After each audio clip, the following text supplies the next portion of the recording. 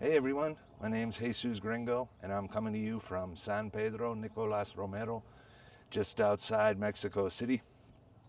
And this video is titled Exposing Anti-Karen Reid's Fake Moral Outrage. I'm wearing my Shocker Electric Company t-shirt because this is going to come as a shock to a lot of people because no one's talking about this, but I'm gonna. Someone needs to say it. It's time we bring a gun to a gunfight and stop dealing with these people by bringing knives to gunfights. They won't stop talking about what a she-devil Karen Reid is, so I'm here to set the record straight. Now I want to start by saying that Officer O'Keefe wasn't hit by a car. ARCA proved that using physics, and his stare data and him locking his phone after Karen Reid shows he went in the house. There's no debate about that. He wasn't hit by a car. So what am I talking about with their fake moral outrage? They keep acting like Karen Reid was this drunk hussy who was just ruining all these great guys' lives around her. And if it wasn't for her, these people, these innocent saints, wouldn't have any problems and everything would be working out great. So I'm going to start by saying, you know what two of the cops at the party at 34 Fairview had in common, Officer O'Keefe and Brian Albert?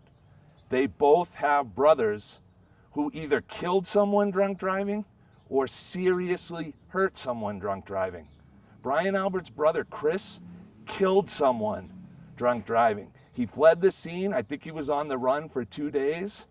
And then what do you know? Aunt Bev, Judge Beverly Canone, her brother is the lawyer that got him off. He just got probation for killing somebody and leaving the scene when he was drunk. And Officer O'Keefe, his brother Paul, seriously hurt a guy driving drunk. When O'Keefe was on vacation with Karen, he got so drunk, he abandoned her with the kids. Now remember, he's the guardian. She's just the girlfriend. He's the guardian. He abandons them, gets super drunk, and kisses some other girl. And I'm not doing this because I care about adultery. I'm saying he got that drunk then, and then the night he died, he was almost 3 times the legal limit in Massachusetts. Do you know how drunk that is? He's constantly going out and getting drunk. So is everybody at that party. Brian Albert's brother, Chris, killed someone. He's one of those Boston tough guy cops on TV, you know, going after the bad guys. He didn't learn his lesson from what his brother did. Not only did he drink and drive from the bar to his house, he had people over, other cops, to drink more and get drunker before they're going to drive home in a snowstorm. This was an abhorrent culture of just getting hammered and driving drunk, and they all did it. Everyone who came to that house either got in a car and drove drunk or got in a car with someone who was driving drunk. And I got to sit here and listen to these anti-Karen Reid morons spout on and on and on about what a hussy she was and such a drunk and all this. She drank less than probably all the rest of them. She drank the least, and she didn't hit him with the car. Where is your moral outrage? She's a civilian. They're cops. They're drinking and driving, going to an after party to get drunker. They have an obligation as cops not only to not drink and drive, but not get in a car with someone who's drinking. They're drinking all the time. And they love to excuse disgraced former trooper Michael Proctor's texts about Karen because he was so upset that a fellow officer was hit and killed by a drunk driver. So what's he doing a few months later? Going out with another cop, drinking on the job. The other cop's so drunk, he leaves his gun and badge in the car. And all of this happens after he was supposedly traumatized by what Karen did. He's still out there drinking and driving. One of the reasons he was fired was for drinking and driving. So I literally don't want to hear about it anymore. O'Keefe wasn't killed by a car, like I said. ARCA proved it, so does the Apple Stare data, so does Jennifer McCabe only deleting one search out of 4,500, House Long to Die in Cold, that she made in the morning because she knew he was out there dying.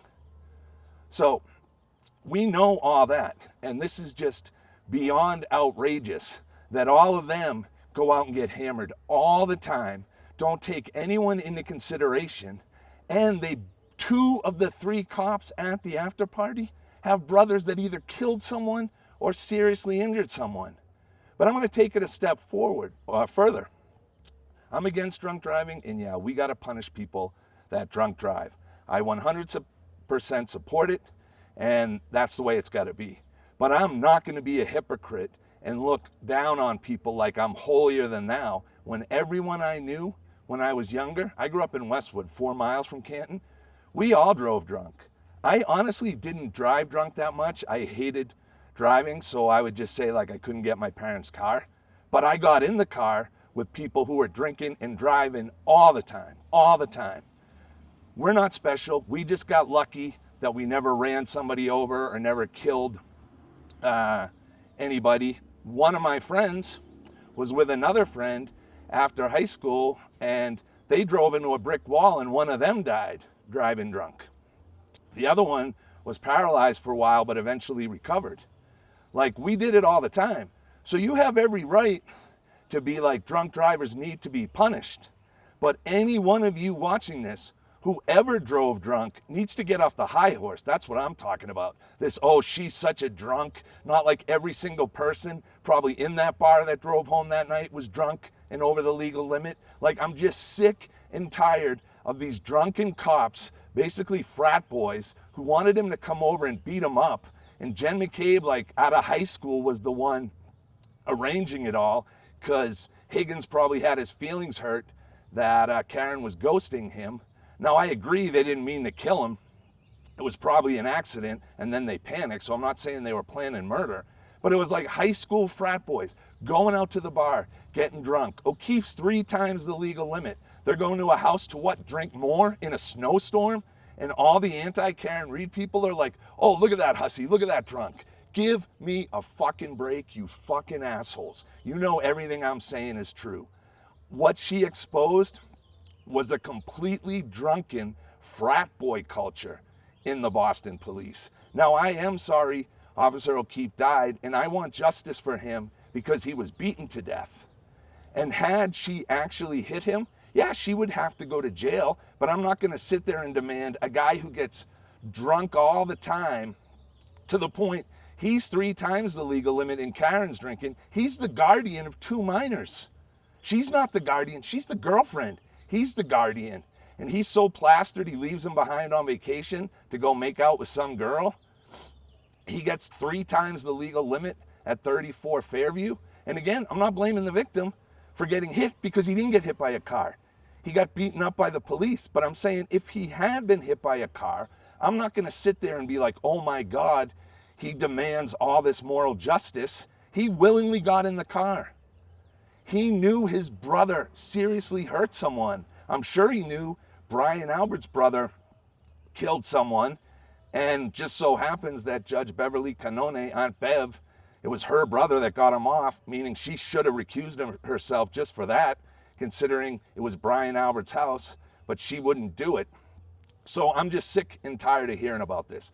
If you guys had just shut up and dealt with the facts without trying to paint Karen as the drunken whore and everybody else as these unbelievable saints, I wouldn't be making this video. I can't remember the girl's name on Twitter, but I will put her in the description of this video because she's the one who motivated me to make it. So I want her to know, if she hadn't posted her nonsense about Karen O'Keefe being the drunk, this video doesn't get made. So I hope it was worth it to you. But I'm just not going to stand for this fake moral outrage. Most of the people who are following the trial have probably driven drunk or gotten in a car with someone who was driving drunk. Now, for the people who never did that, yeah, they got the moral superiority. They can actually look down on people that drive drunk because they refused to do it. They knew it was wrong. But one thing people forget, when I was a kid, the culture was have one more for the road. People wouldn't let you leave a bar or a party until giving you another drink before you left. That's how much the pendulum has swung to anti-drunk driving. Now, Mothers Against Drunk Driving existed when I was in high school, so there was already a push to stop it. But when I was born in '73, They were still telling people one more for the road, one more for the road. Every bar that's open has tons of people driving drunk every night when it closes. You got house parties where people watch sports. They drive drunk after that. So what I'm saying is, I'm just not going to sit here and listen for one more minute to this anti-Karen Reed fake moral outrage and pure hypocrisy that they ignore the fact the cops with the biggest duty and standard of care, because they're cops and they're first responders, should never drive drunk. They had brothers who killed and hurt people driving drunk, and they're still in their mid-40s or 50s going out driving drunk, having after parties and getting people drunker. So shut the fuck up. I don't listen to your moral outrage. It doesn't exist. It never existed. You're a bunch of goddamn clowns that ignore the elephant in the room, that the real problem is a culture where in this one case alone, Brian Albert was driving drunk, Higgins was driving drunk, O'Keefe got in a car with someone who was driving drunk, Proctor was fired for drinking on the job, and his buddy left his gun and badge in the car because he was so drunk. So spare me. There is no moral outrage. I'm sorry, but you don't have the moral high ground, and you never did. Anyway, my name's Jesus Gringo. If you liked the video, hit the like and subscribe buttons, and I'll see you in the next one. Thanks for watching.